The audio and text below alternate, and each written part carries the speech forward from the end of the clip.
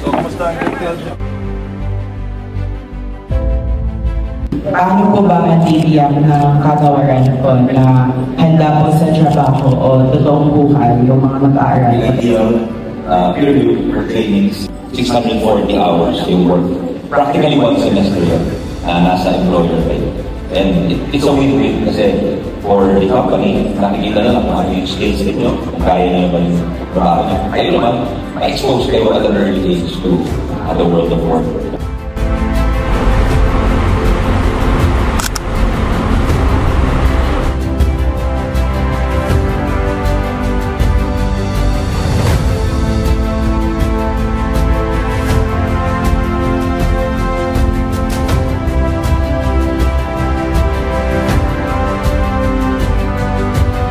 Ito naman po, may pagod sa atin, sa Central Office.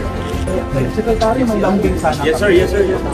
Pagkikita naman sa specialist select teacher. May downloaded funds po dito yung DepEd para sa IFC.